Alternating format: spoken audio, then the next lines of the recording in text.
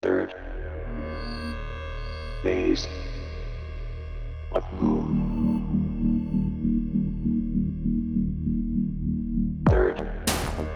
Welcome back to Third Phase of Moon. My name's Blake Cousins, and we're here in Waipio Valley, otherwise known as the Valley of the Kings. We're going over incredible videos submitted to us right here at Third Phase of Moon. Let's get to it right now.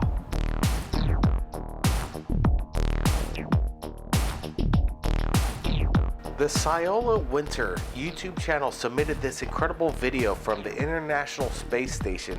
We sped this video up, it's 7 minutes, but we cut it down to a minute. You decide, what is this object tracking and stalking the International Space Station? You decide.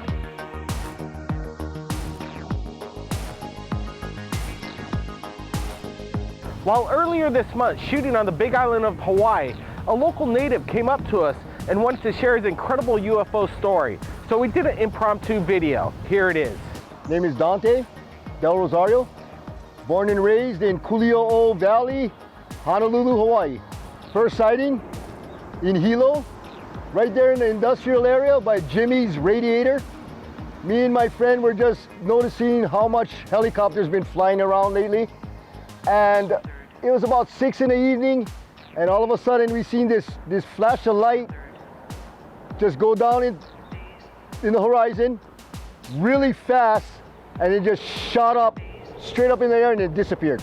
For the longest time I've been a skeptic on UFOs and stuff, but you know, I believe there is something out there that's just watching us as somebody smarter, more intelligent than us, just hoping that we don't mess things up, plain and simple.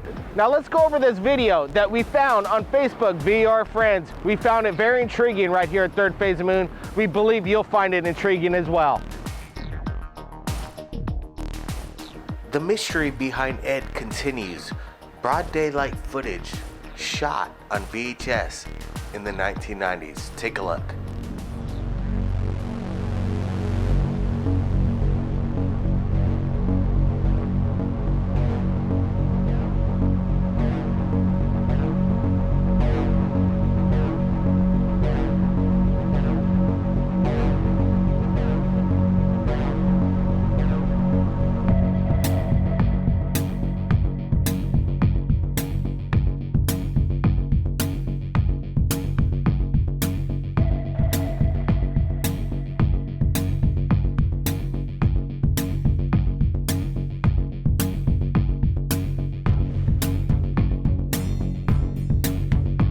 We wanted to thank everybody from around the world who submits their incredible videos to us right here at Third Phase of Moon.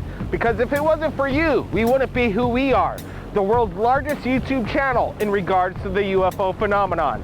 So if you capture anything amazing, submit it to us via Skype, Facebook, Twitter, and we'll be checking out your incredible videos. Keep your eyes on the skies, everybody. My name's Blake Cousins, and we'll see you again next time. All right, we're here going up the world's steepest road in the United States of America, and let me tell you, it's a hairball situation. I'm gonna put it into third gear and we're gonna take this all the way. Like I said, world's steepest road in the state of the United States of America. Here we go, let's gun it. Everybody hang on now. Okay. Now this is about almost, I'd say it's 60% incline right there, and we just hurdled it. Now look at this. We're in four-wheel drive lockdown in our Wrangler, and it's pretty much handling it quite well. Everybody, thanks for joining us here at Third Phase of Moon, and if it wasn't for you watching the skies, submitting your incredible videos, wow, we wouldn't be here like I was just saying earlier. Everybody, take care. My name's Blake Cousins, and we'll see you again next time.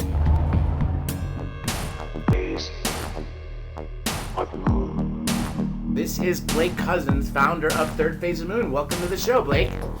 Hey, thanks, Dr. J. Great roundtable tonight. I wanted to get to, we're working on something special, something incredible. It's DARPA. What's DARPA up to? We at Third Phase of Moon want to find out what's going on at the Defense Advanced Research Project agency. DARPA is up to something big. They've been doing this since 1958. Their headquarters are in Arlington, Virginia, and they have 240 employees, and they have $1 billion budget. These aircraft that DARPA's using and building from reverse Elling technology, it's something incredible, something that needs to be investigated. We're looking for people that are on the inside of DARPA. There's only 240 employees. What's the turnover rate over there? Somebody has had to been fired from there or want to speak out. We're looking for DARPA employees that want to talk and share what's going on over there, because something's going on. These aircraft are something straight out of a Star Trek movie, but they don't look like UFOs. UFOs and these other videos that we get right here at Third Phase Moon, they're unconventional. DARPA keeps it conventional, but still there's that edge. Is anybody on the... What do you think about I've that? actually worked on a few DARPA projects, and usually they're cutting edge. The stuff that I was doing was semiconductor stuff. Typically, always trying to push the envelope, and that's typical of DARPA projects. Is they're always trying to push the envelope of whatever particular technology. So DARPA, I think what they're doing is reverse engineering. Obviously, I think it's a given. Obviously, we've had craft since at least 1936. Hitler had. We've had them since 1942, the Cape Girardeau incident in Missouri. Unless you want to go back to the 1896 case in Aurora, Texas. But obviously to say that we have had ET craft and have not reverse engineered them would be very stupid. Well, that's, if you want to look for the ET connection, if you look at Corso's book, The Day After Roswell, he says that the technologies that were released were semiconductors, night vision, and lasers. Right, exactly. There's a trifecta. Kevlar, right there. Kevlar too. Well, Kevlar, yeah, but from my standpoint, I happened to be in the optics industry, which dealt with semiconductors, lasers, and night vision. So that was kind of, And he seeded that technology into what we're using and right DARPA, now. of course, feeds it. They basically do they fund the high tech, the state of the art stuff, and then that all filters down. Mr. Kelly, let me ask you. So you say yourself you worked on the DARPA project? I worked on, when I was in the optics industry, making parts for photolithography systems and stuff like that, microphotolithography, semiconductors, servicing the semiconductor industry. Several projects that came through there over the years were DARPA, but typically, I can tell you exactly what they were. They had to do with printing the mask of the semiconductors. In other words, the master patterns for the photo masks. And let me ask you, Mr. Lee, I thanks for coming back on Third Phase Moon. There was a lot of comments on the Illuminati came forward, and you gave a lot of information. People were really interested in your insight. But when the annual budget claimed by Wikipedia is that it's $1 billion and there's only 240 employees, that's accurate? Blake, let me jump in for that. I got to tell you, is obviously what's written as the budget is not the real budget. And I know this for a fact because this SEAL, who's not into conspiracies or anything at all, he was just a normal Navy SEAL who was in Vietnam from 66 to 69.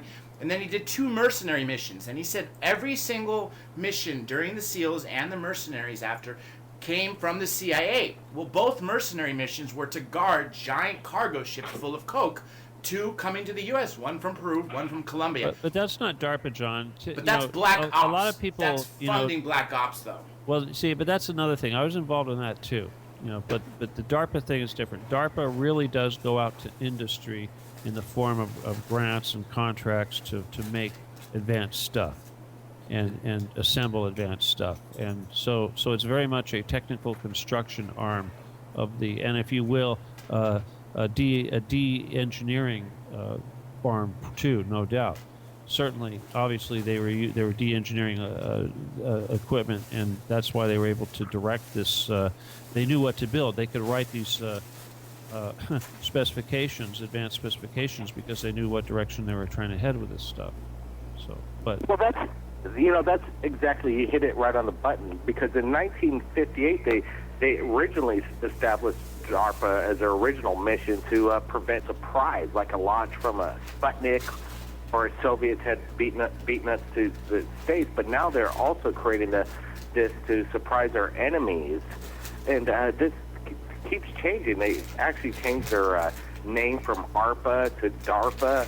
When you were working there, was it ARPA or DARPA? Okay, well, that's what you're talking about. That's the predecessor to the internet, where they had the ARPANET and the DARPANET. But gosh, what was I going to say? The thing about this, it's a little bit different. You know, the technology stuff. I'm sorry, I kind of. Well, Maxwell on DARPA. Maxwell, I want to ask you on DARPA and also HARP, because you mentioned about the ley lines of the Earth, and there seems to be a natural energy why there's cities at certain places, and 33 degrees and all the rest of that. I know you know about that kind of stuff. So what's your take on both DARPA and HARP and the ley lines? Go ahead. John Bearden and Dr. Bob Beck were talking about ELF, the extreme low frequency, and the woodpecker effect coming out of Russia. Woodpecker is still, I guess, in operation. You hear it on shortwave. And so the whole concept of using frequencies and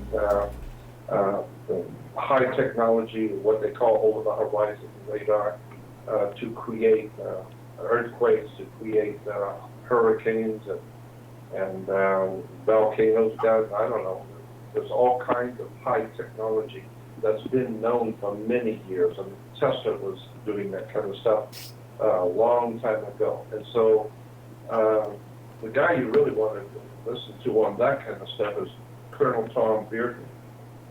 You can find him on the web and just listen to some of the stuff he's talking about DARPA, but he's talking about the occult and heavy-duty stuff that this government and other governments around the world are actually doing. And I would throw in something that you might want to look up.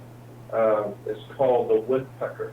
A lot of people may not know what I'm talking about, but it's a very interesting subject. Just look up woodpecker effect, and you will see that both Russia and America have been using this kind of high technology, ELF, extreme low frequency, to cause people to go crazy, causing people to get angry, causing people to become confused electrically.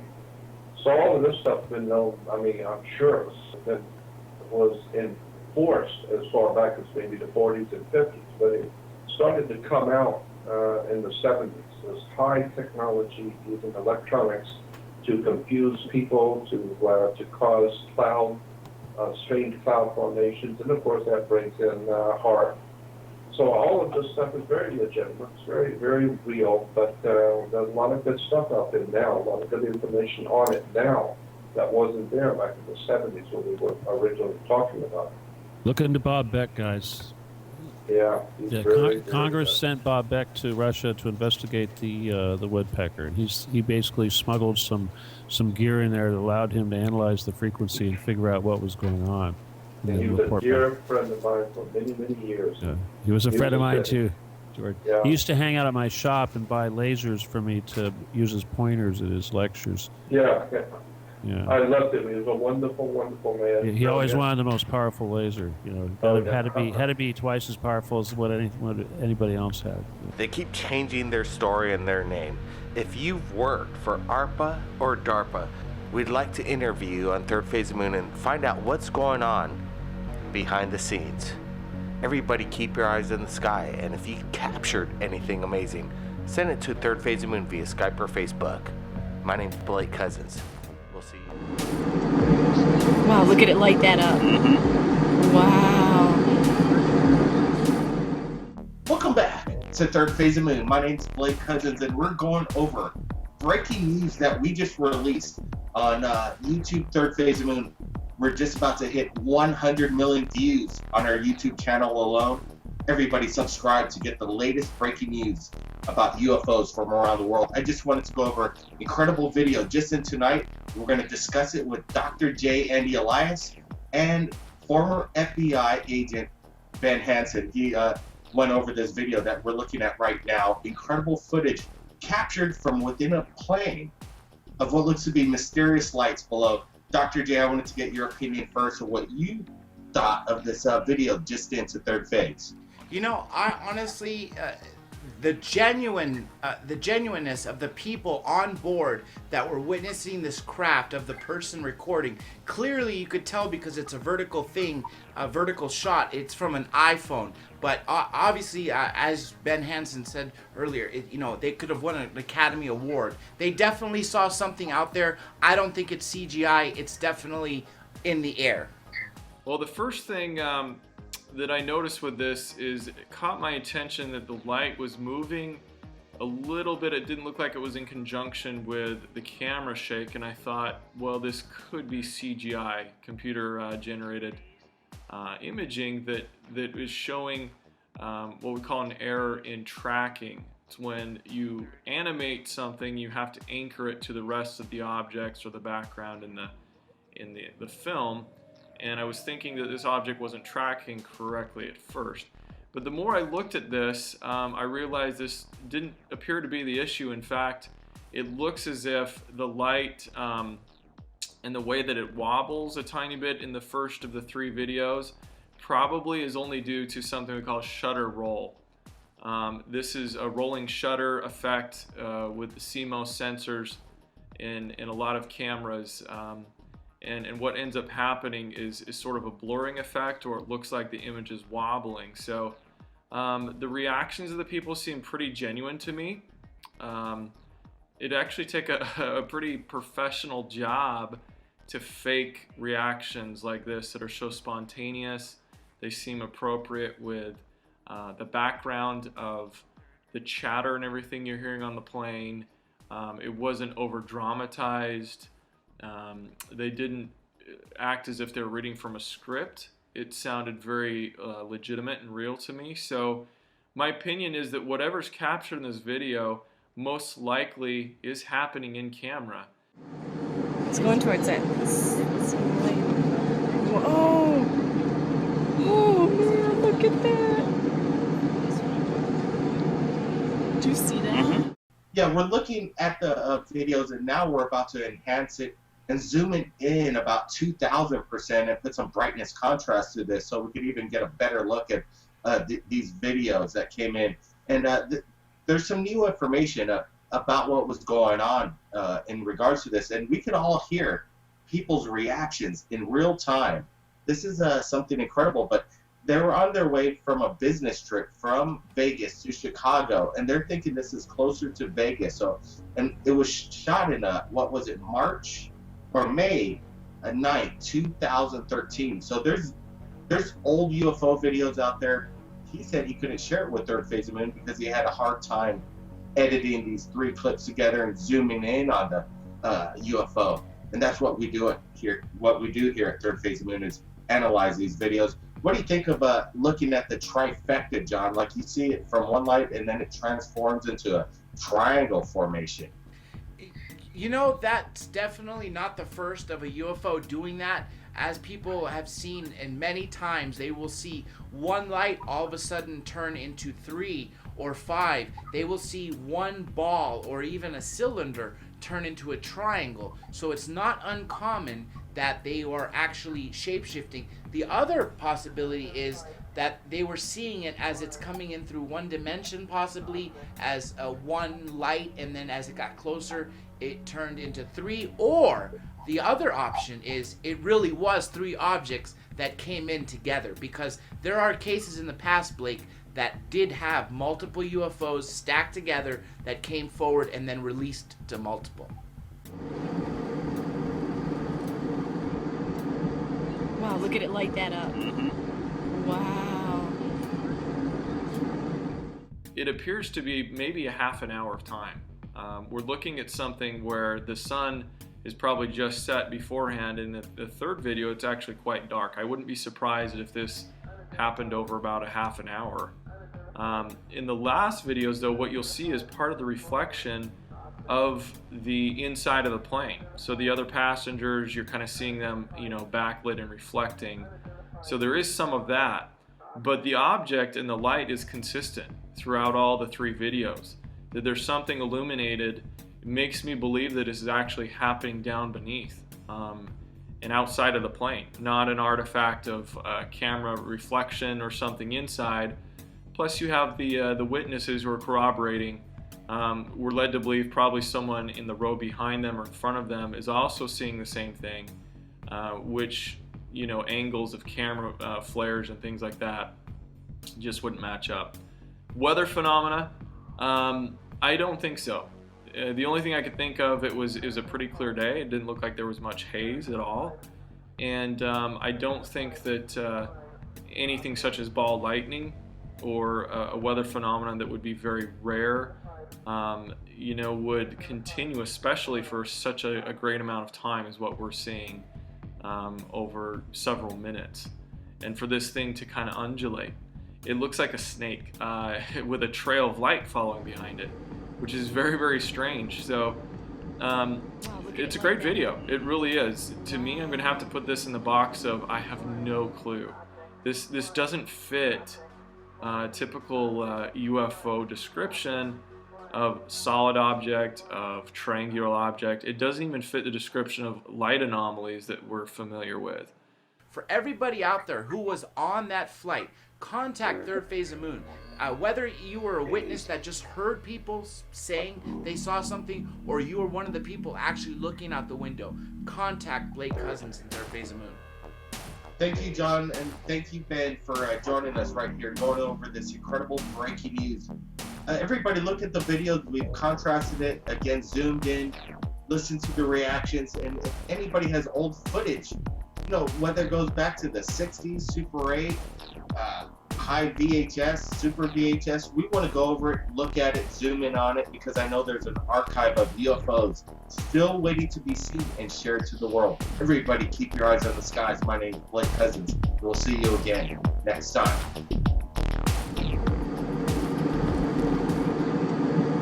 Wow, look at it light that up. Wow.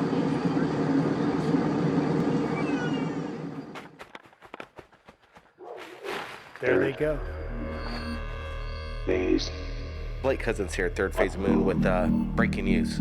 Ed is in contact with us right now. He's just shared incredible video of what looks to be a star ship, a beam ship of some sort, shooting vertically in the night sky. Ed's with us right now. His videos are going viral. The people have shared his videos, asking the big questions. They're all over the internet. Ed's footage over the past couple months have been so, exciting in the UFO world right now. People are amazed.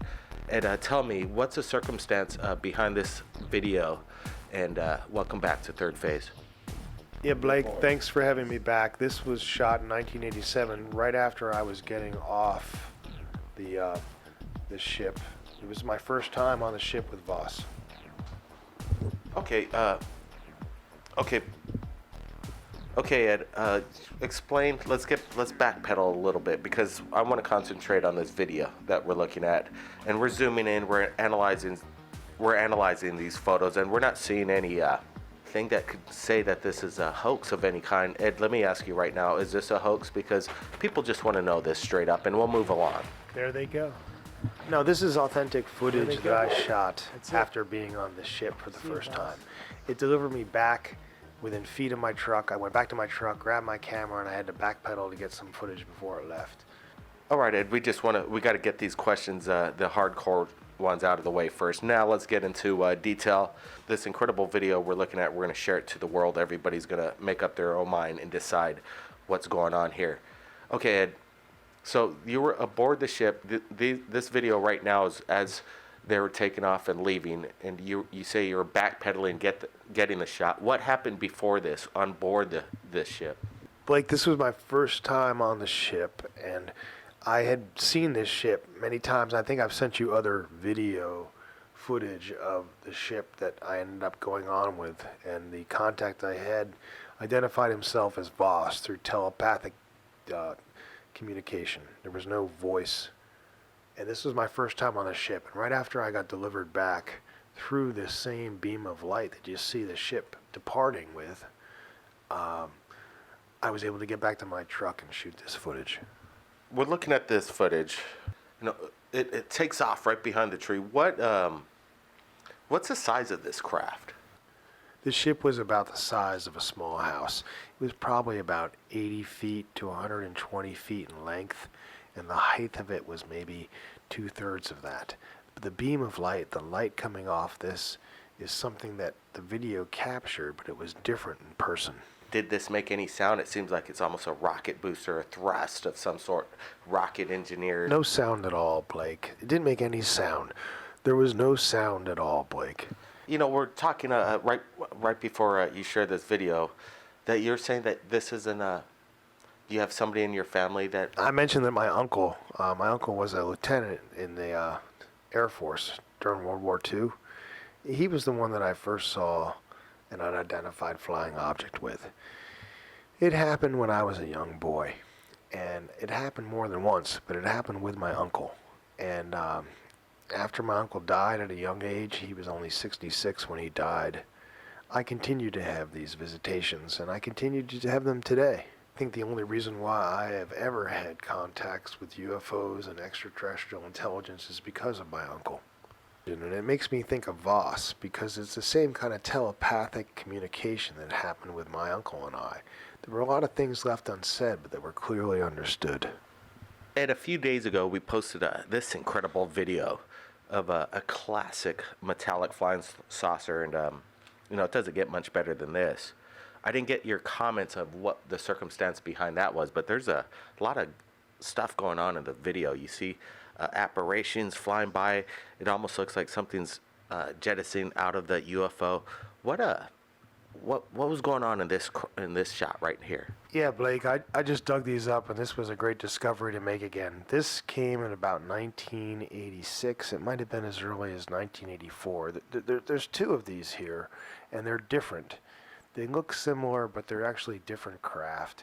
But they are in the same area of the country. I was in South Carolina at that time, and I spoke of my uncle and my introduction to these craft through him. That was my first experience, and this is experience that I had before. And what I'm coming up with is some interesting stuff, but as I told you the first time we spoke, this is a part of my life, but it's not the only part of my life. And I know I carried a camera on that ship, but I also know that there's a different force of energy working there. So I'll look in my archives and see what I might be able to discover for you. But it's a different environment, one where our alternating current is not functioning. I'll see what I can come up with. As I find this is enjoyable for me.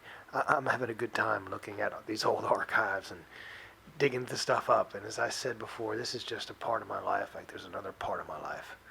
When I first experienced the UFO with my uncle, it was not long after Neil Armstrong had first walked on the moon.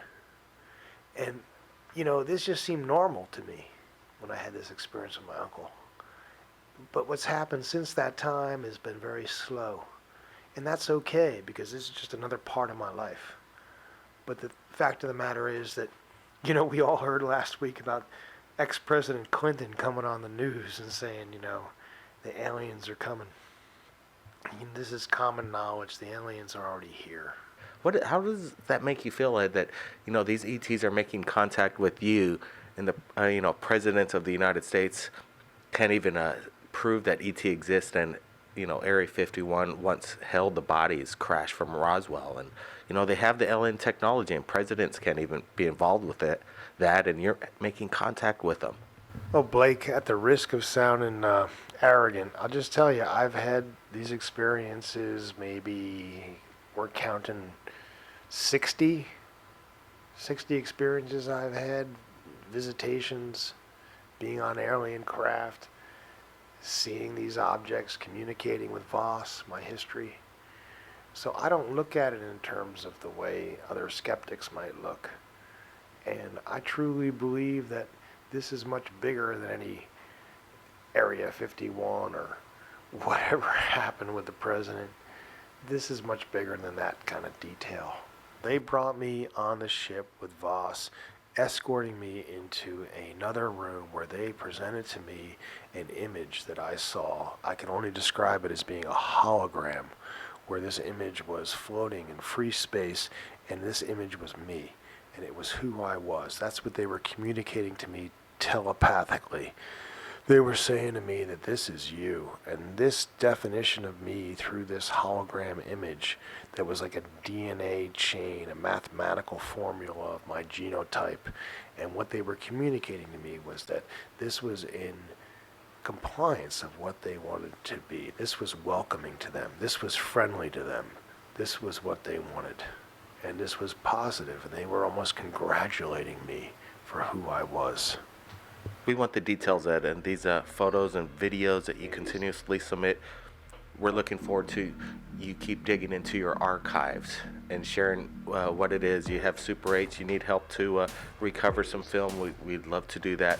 Ed, thanks again for joining us at Third Phase Moon. You keep in touch. It's my pleasure, Blake. I appreciate Third Phase of Moon and your forum for me to share my archives with, and I'll keep looking to see what I have. Maybe I have something that you're interested in, and we can share with other people. Thank you. Thank you, Ed. And wow, we just wanted to do it like we do it at Third Phase of Moon. Share it in real time, liquid information. It's like a faucet of water, continuously streaming live to the people around the world. Everybody keep your eyes on the skies. And if you've captured anything amazing in regards to the UFO phenomenon, submit it to Third Phase via Skype or Facebook. My name's Blake Cousins. We'll see you again next time. There they go. There they go. That's it. See you, boss. By popular demand, we are pleased to announce the Third Phase of Moon album is finally featured on iTunes. With all your favorite songs and themes you hear on the top UFO channel on YouTube, Third Phase of Moon. Out of This World soundtracks composed by master artist Paul Barrett. With 12 remastered and extended cuts to enjoy. Download them now, exclusive on iTunes. Click the link in the description below. Now listen for yourself, heard by millions around the world, Paul Barrett's album, Third Phase of Moon.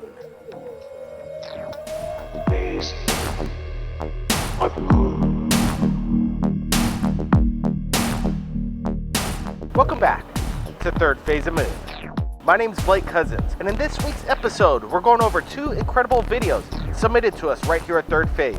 Now let's get to it. Now for our first video, shot from Austin, Texas by Jason, who describes this incredible object as a sight to behold.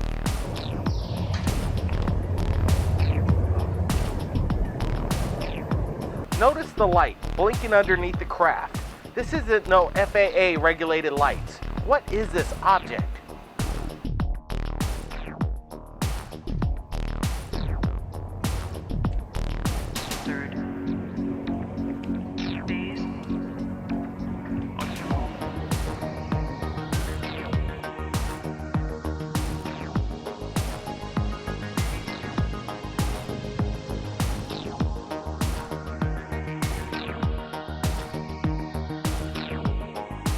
There it goes behind them trees.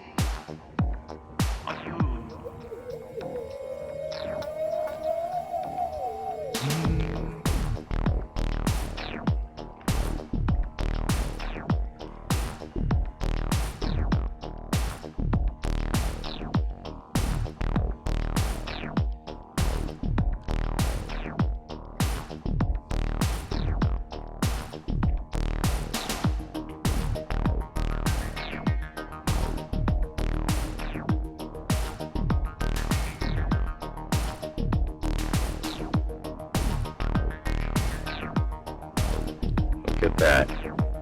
Why a UFO would need landing lights.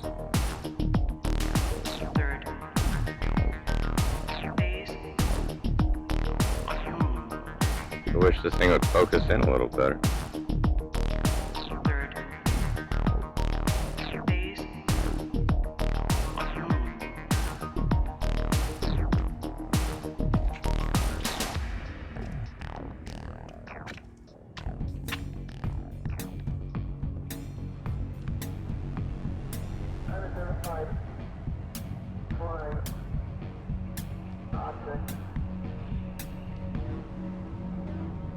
And there he goes behind the trees.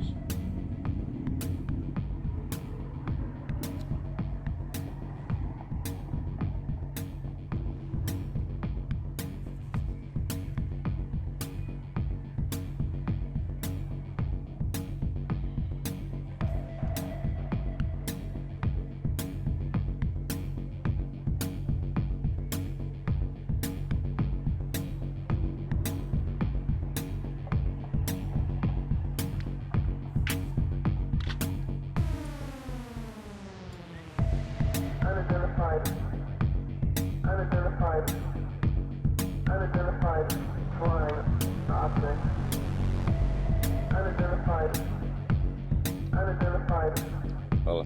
Unidentified flying object.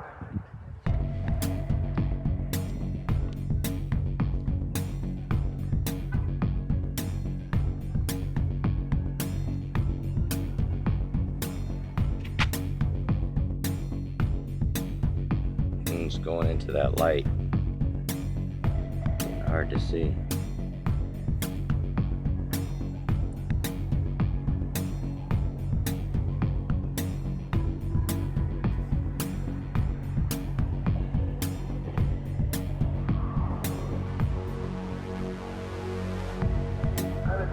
Still see it going behind them trees. It's right over downtown Austin, Texas. Unidentified flying object. And I can't see it anymore. Still see it on film though.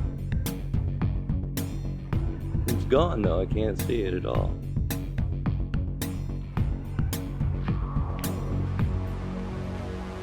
Look at how it lights up right there.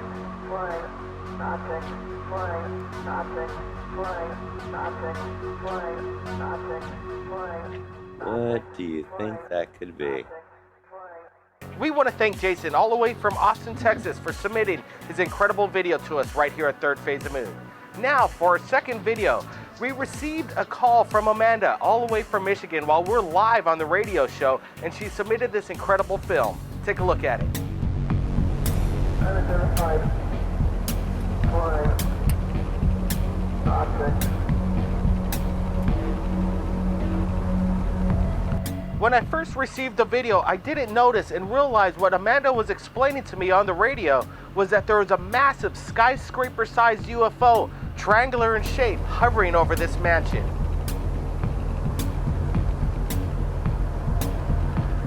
Could this be a TR-3B? A reverse-engineered alien military aircraft? You decide.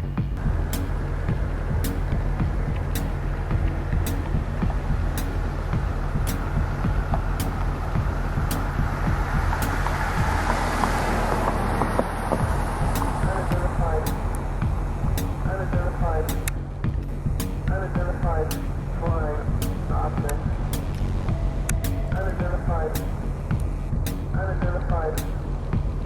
Unidentified flying object.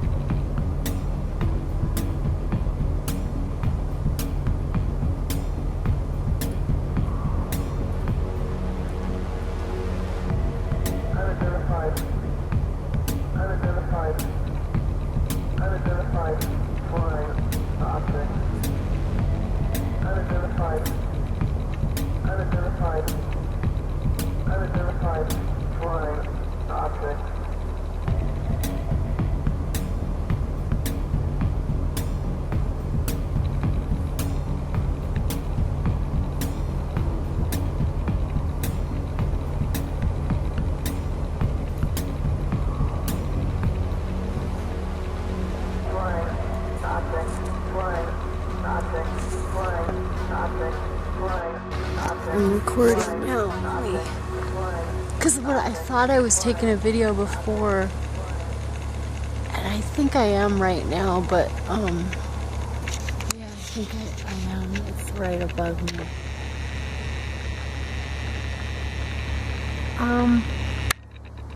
It's hard to tell how high it is. No. I'll show you the video, because right now I am taking a video. Oh my god, it's gonna be on the news. It has to be. Somebody else has to be seeing this.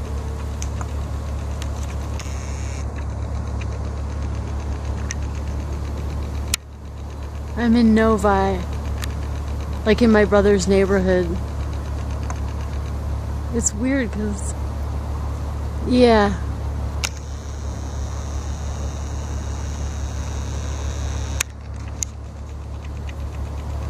Let me get another.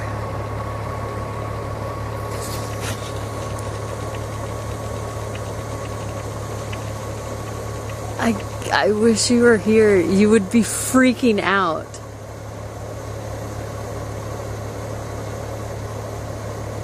Yeah, I'm taking good footage now because there's a perspective, like there's a house in perspective, and now it's kind of going far away now.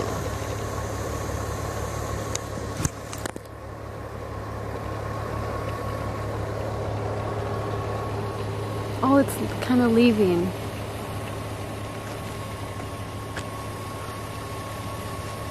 It's going east. Oh my, they have to know I'm here. Oh my god.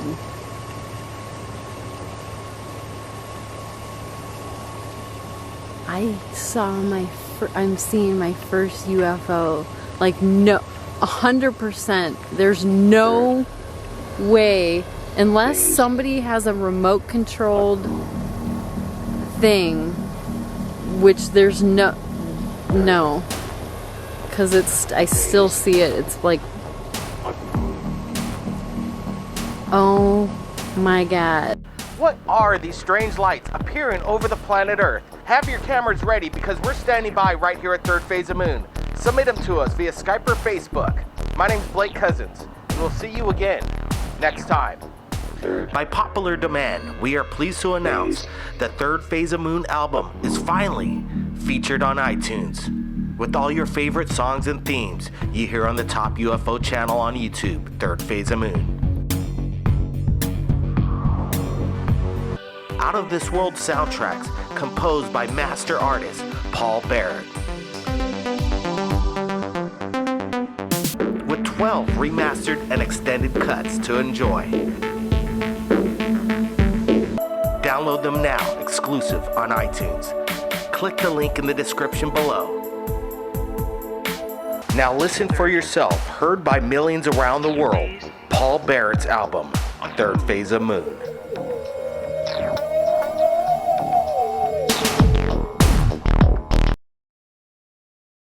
Third Phase of Moon.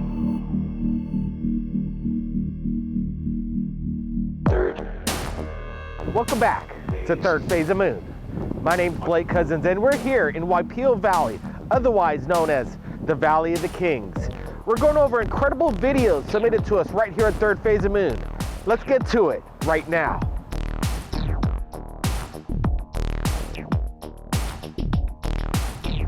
The Ciola Winter YouTube channel submitted this incredible video from the International Space Station. We sped this video up in 7 minutes, but we cut it down to a minute. You decide, what is this object tracking and stalking the International Space Station? You decide.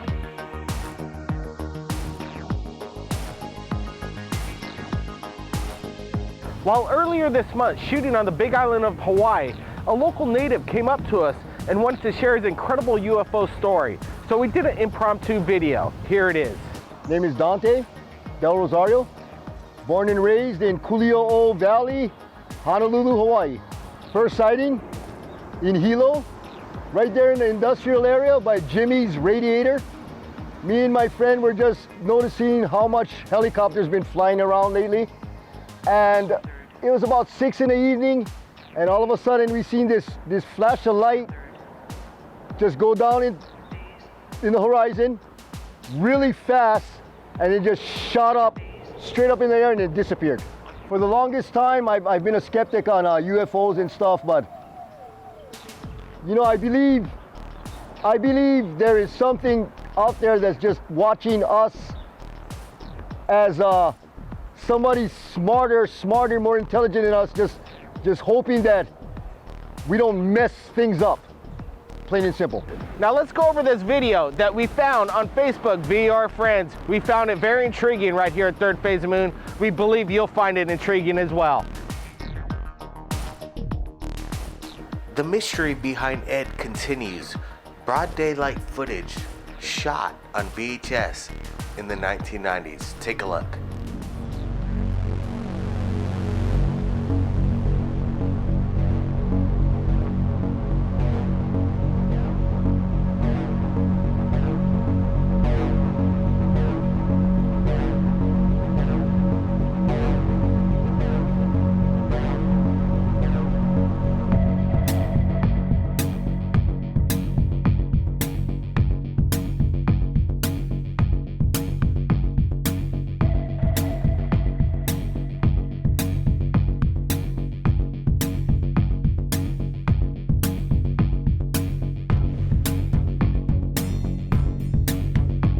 We wanted to thank everybody from around the world who submits their incredible videos to us right here at Third Phase of Moon. Because if it wasn't for you, we wouldn't be who we are, the world's largest YouTube channel in regards to the UFO phenomenon.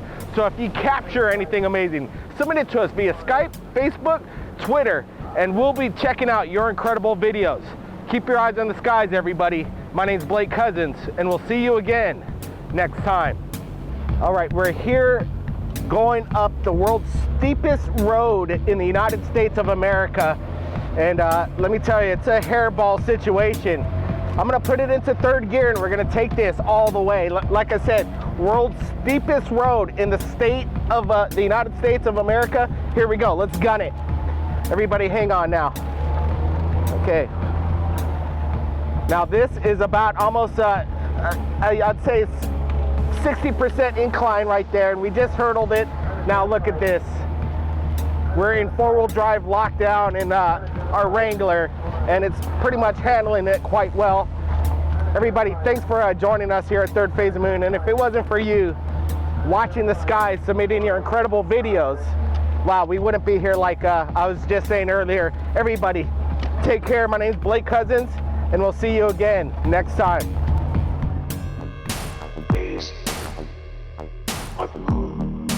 This is Blake Cousins, founder of Third Phase of Moon. Welcome to the show, Blake. Hey, thanks, Dr. J. Great roundtable tonight. I wanted to get to, we're working on something special, something incredible. It's DARPA. What's DARPA up to? We at Third Phase of Moon want to find out what's going on at the Defense Advanced Research Projects Agency. DARPA is up to something big. They've been doing this since 1958. Their headquarters are in Arlington, Virginia, and they have 240 employees, and they have $1 billion budget.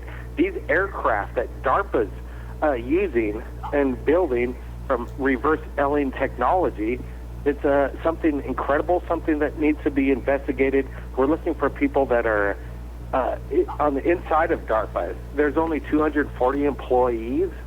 What's the turnover rate over there? Somebody has had to been fired from there or want to speak out. We're looking for DARPA employees that want to talk and share what's going on over there, because something's going on. These aircraft are something straight out of a Star Trek movie, but they don't look like UFOs.